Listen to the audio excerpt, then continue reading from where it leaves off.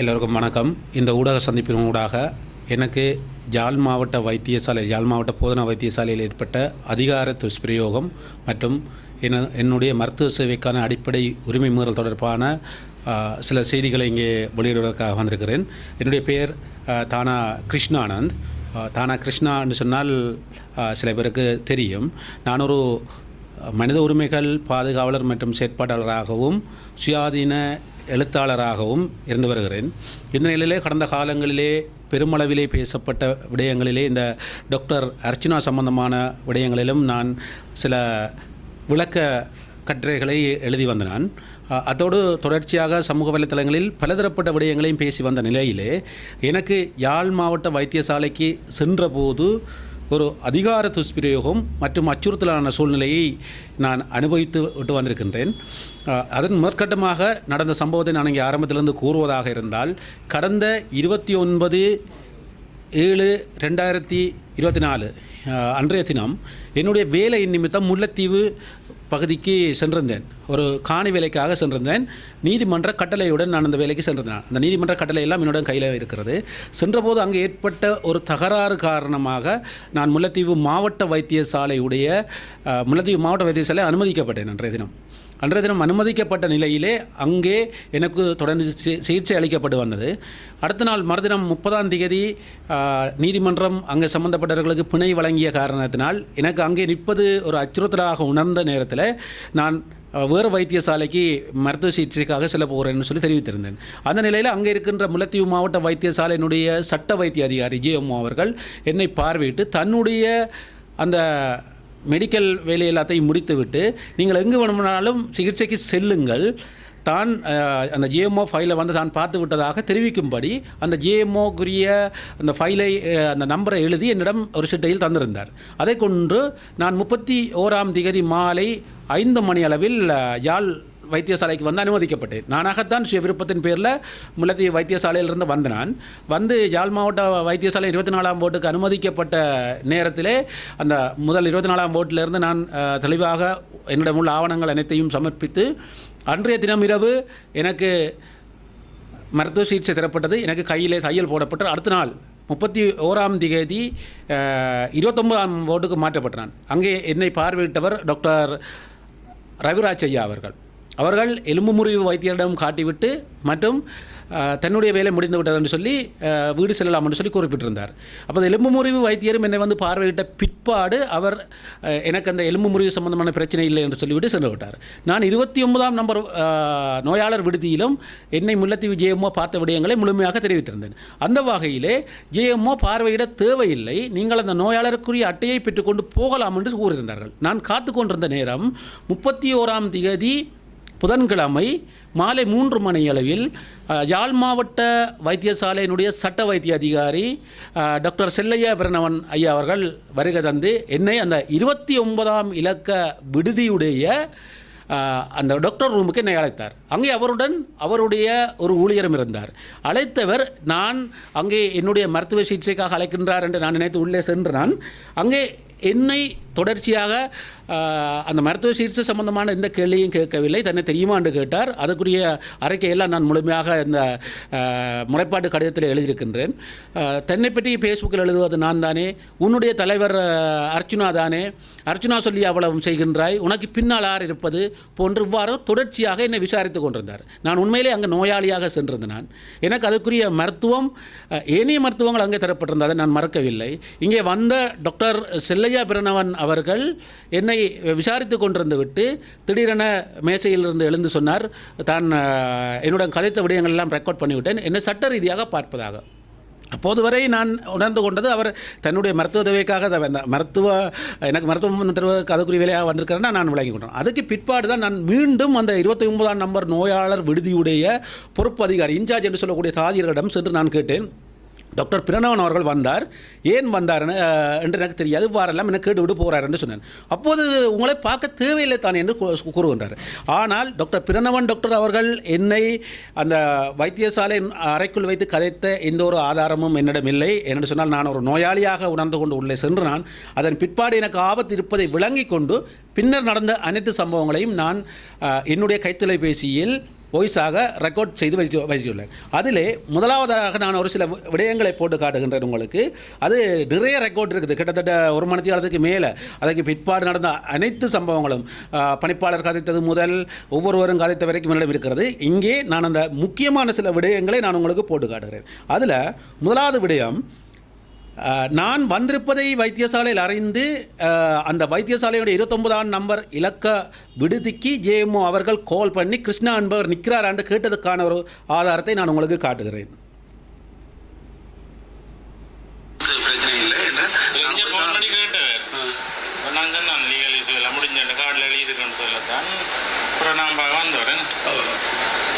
இங்கே இந்த ரெக்கார்ட் இது ஒரு பகுதி.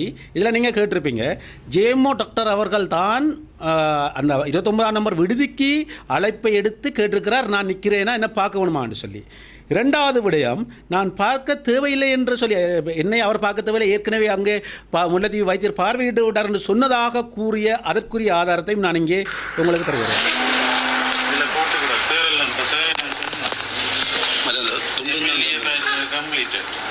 அந்த எம்எல்ஏ நம்பர் அவர் வச்சிருக்காரு, அது 24 கொடுத்தாரு, அவங்க மிஸ் பண்ணிட்டாங்க, நம்ம ஃபோட்டோ எடுத்து வச்சிருக்காரு. சார் நம்பர் கேட்டேன்னா நான் 98 நான் 98 இல்லை நம்பர் 97 கார்டு நான் சார் வந்து பார்த்து வரோம் சார் வந்து ஒன்றும் கேட்கல.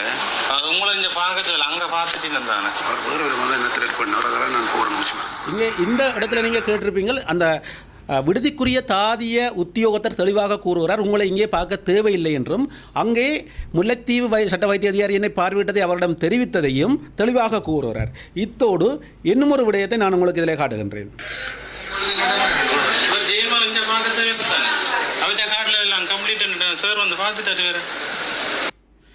ஜேஎம்ஓ டாக்டர் அவர்கள் முல்லைத்தீவில் என்னை பார்வையிட்டு அனுப்பிவிட்டார் என்பதை தெளிவாக கூறியதற்காகவும், இவர் இங்கே எதற்காக வந்தார் என்று எனக்கு தெரியாது. நான் அவரோட இடத்துல நான் யாரிடமும் நான் பிழை கூற வரவில்லை.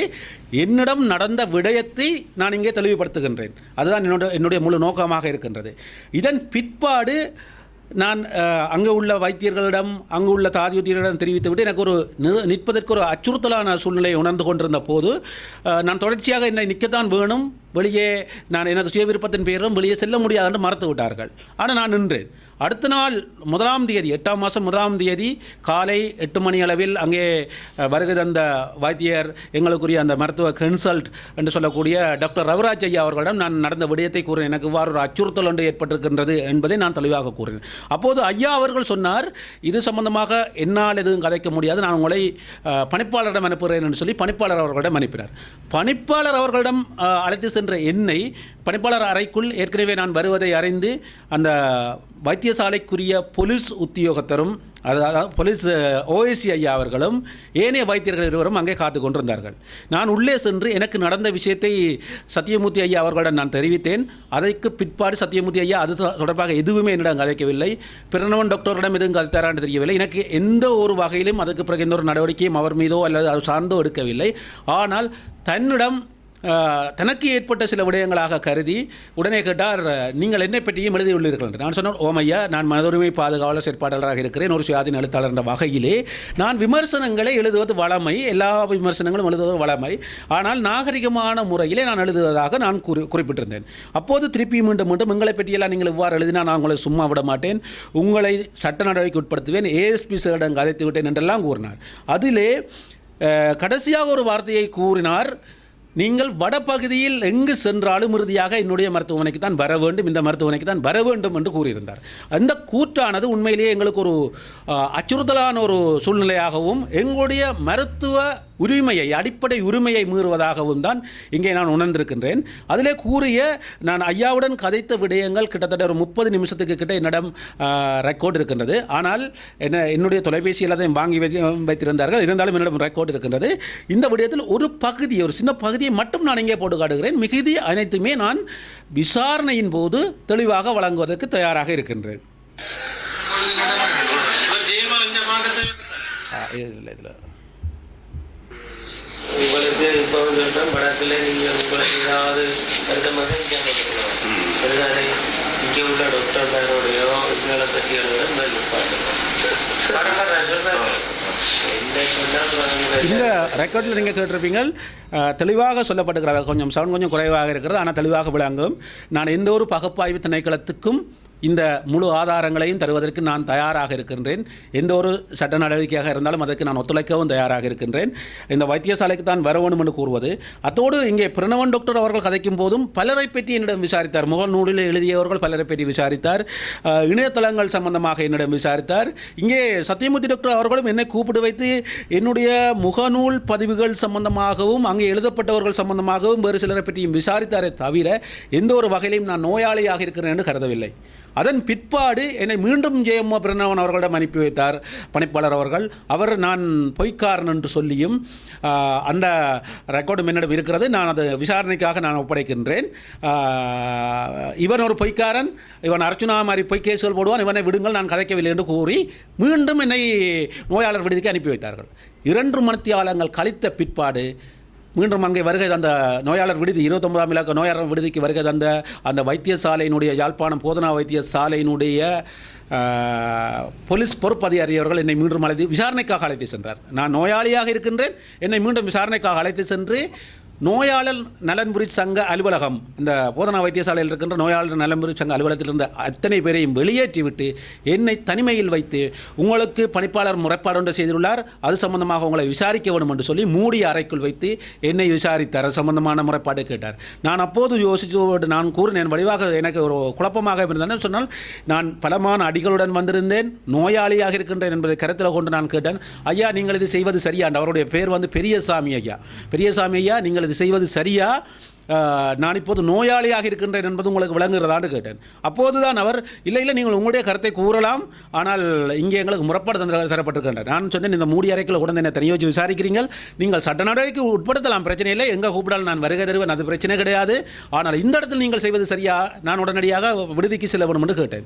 அப்போது என்னிடம் கையொப்பம் வாங்கிவிட்டு நான் அதில் தெளிவாக கூறியிருந்தேன், இந்த நேரம் இந்த மனநிலையில் என்னால் மருத்துவ இருக்கிற போது விளக்கம் கூற முடியாது என்று சொல்லி சைன் வைத்துவிட்டு திருப்பி வைத்தியசாலைக்கு அந்த விடுதிக்கு சென்று விட்டேன். அன்று மாலை 6 மணிக்கு பின்னர் என்னை வீடு செல்வதற்கு அனுமதிக்கப்பட்டார்கள். இங்கே இந்த விடயத்தை நான் தெளிவுபடுத்துவதன் நோக்கம் எனக்கான நீதி கிடைக்குமா இல்லையா என்பதற்கு அப்பால் இந்த விடயத்தை பொதுமக்களுக்கு கொண்டு சேர்க்க வேண்டும். ஏனென்று சொன்னால் முகநூலிலே எழுதப்படுகின்ற கருத்துக்கள் கூறுபவர்களை நோயாளியாக சென்றால் அதுக்கு சட்ட நடவடிக்கைகளுக்கு நாங்கள் பதில் கூறியேதான் ஆக வேண்டும், அதுக்கு மாற்று கருத்தில்லை. ஆனால் இந்த நோயாளியாக செல்கின்ற போது இவ்வாறான செயல்பாடுகள் என்பது தங்களுடைய அதிகாரத்தை பயன்படுத்தி எங்களை அச்சுறுத்துவதாகவும் எங்களுடைய மருத்துவ உரிமைகள் மீறப்படுவதாகவும் நான் இந்த இடத்துல உணர்கின்றேன். அந்த வகையிலே நான் குறிப்பிட்ட முறைப்பாடு கடிதத்தை சுகாதார திணைக்களம் மற்றும் ஜனாதிபதி செயலகம், பொது சேவை ஆணைக்குழு, அரசு சேவை ஆணைக்குழு, சம்பந்தப்பட்ட போலீஸ் திணைக்களங்கள், ஏனென்று சொன்னால் இங்கே போலீஸ் அதிகாரியும் என்னை அச்சுறுத்தும் வகையிலே தான் நடந்து கொண்டிருக்கின்றார், பக்கச்சார்பான முறையில் நடந்து கொண்டிருக்கிறார். நான் நோயாளி என்பதை மறந்து சம்பந்தப்பட்ட அனைவருக்குமே நான் இந்த முறைப்பாடு கடிதத்தை எழுதி பதிவு தபாலில் அனுப்பி வைத்துள்ளேன். அதற்கான முறைப்பாடுகள் விசாரணை வருகின்ற போது நான் பூர்ண ஒத்துழைப்பை வழங்குவேன். அத்தோடு நான் வைத்தியசாலையிலிருந்து வெளியே வந்து சில நாட்கள் 2ஆம் தேதி என்னை வெளியே வந்து நான் 10ஆம் தேதி முறைப்பாடு செய்திருக்கிறேன். காரணம், நான் கையில் தையல் போடப்பட்டிருந்தனால் அந்த மருத்துவ சிகிச்சையின் காரணமாக வெளியே போக முடியாத ஒரு சூழ்நிலையிலும் நான் இருந்தேன். போலீஸ் நிலையத்திலும் உரிய முறைப்படி நான் என்னுடைய முறைப்பாட்டையும் பதிவு செய்திருக்கிறேன். ஆகவே இந்த வைத்தியசாலைக்கு செல்கின்ற போது இவ்வாறான பொதுமக்களுக்கு என்ன நடக்கும் என்று சொன்னால், இங்கே ஒரு நோயாளியாக செல்கின்றவர்களுக்கு இவ்வாறான அச்சுறுத்தல் சூழ்நிலை நிலவுகின்றது என்பதை தான் நான் இங்கே குறிப்பிடுகின்றேன். அத்தோடு இந்த பிரச்சனை எவ்வளவையும் நான் பொதுமக்களிடம் கொண்டு சேர்க்க வேண்டும், பொதுவெளிக்கு கொண்டு வர வேண்டும் என்கிற நோக்கம்தான் இது. மற்றும் மருத்துவத்துறையில் எனக்கு மதிப்பு இருக்கின்றது, வைத்தியர்கள் மீது தாராளமான மதிப்பு இருக்கின்றது. அங்கே ஏனைய வைத்தியர்களோ தாதியர்களோ எனக்குரிய மருத்துவத்தை தந்தார்கள், நான் அதை மறப்பதற்கும் இல்லை. அதையும் தெளிவாக நான் என்னுடைய முறைப்பாடு கடிதத்தில் தெரிவித்திருக்கின்றேன். ஆகவே தொடர்ச்சியாக இந்த விடயத்தை உங்களிடம் கொண்டு வந்து சேர்த்திருக்கிறேன். இனி மக்களின் பார்வைக்காகவும் அதிகாரிகளுடைய விசாரணைகளுக்காகவும் நான் பூர்ண ஒத்துழைப்பேன் என்று கூறிக்கொண்டு இந்த விடயத்தை நான் முடித்துக் கொள்கிறேன். நன்றி, வணக்கம்.